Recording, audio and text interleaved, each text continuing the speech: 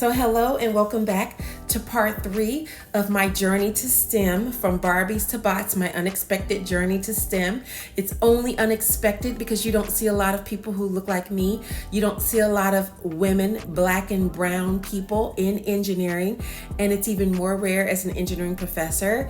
It should have been expected though, because as a little girl, I love school, I love learning, I love teaching my Barbies, I love math and science, and when I was moved from a regular school to my magnet school, I had mentors who encouraged me to look at engineering, and that's how I ended up at Spelman College in Georgia Tech getting 2 bachelor's degrees. So I've already talked about that my experience at Spelman was wonderful.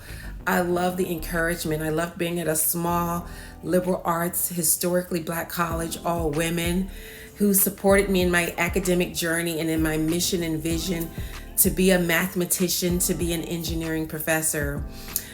Although I had gone to a magnet high school it was a college prep, we had really intense homework, and I thought I knew the proper way to study. And we wrote 20-page papers and had homework that sometimes took all night. I now knew I was okay at my historically black college. My grades weren't the best because I was really enjoying being an adult and living up my complete college experience and not having a lot of money, sometimes working 2 and 3 jobs, working in the dining hall, being a tutor, doing fast food, working at Mrs. Fields Cookies, working at a video rental company, working at a credit card company, working at Ticketmaster, you name it. So all of that sometimes made it hard to get the grades that I wanted. But having supportive professors and friends really made a difference. When I got to Georgia Tech, things changed, unfortunately. I was now at a school that was a lot larger.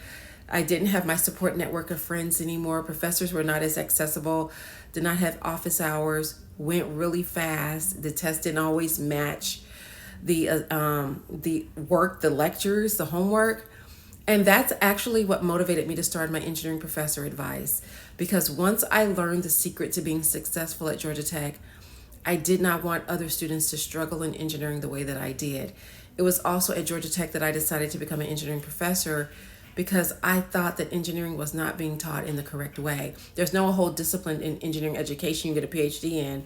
Not when I was in school. I now know I got mine in robotics, but that probably was where I should have been, which is people who study the proper way to teach engineering to people so that they learn it and so that they have a good, positive, and supportive experience.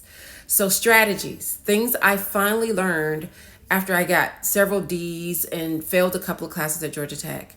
Use your community and use your network. Find people who will study with you. They may not be people who look like you, but people who will support you in that journey. Number 1. Learn the resources and the teaching style and learning style for yourself and your teachers and professors.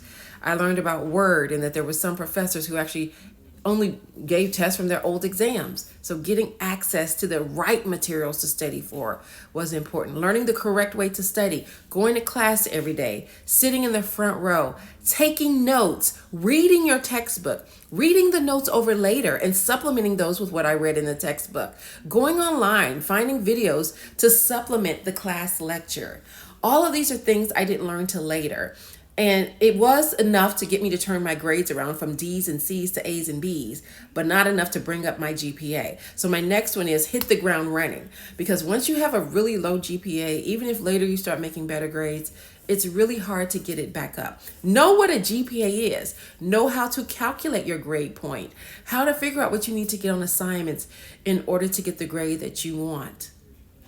Keep being creative beyond coursework.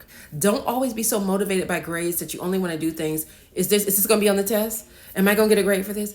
Do it for the edification of your mind to learn, because as you're doing those things, I promise it's also helping you in class. This one's getting longer than I wanted, so I'm going to stop here and ask you to come back for part 4 to talk about when I struggled at Georgia Tech and when I finally graduated.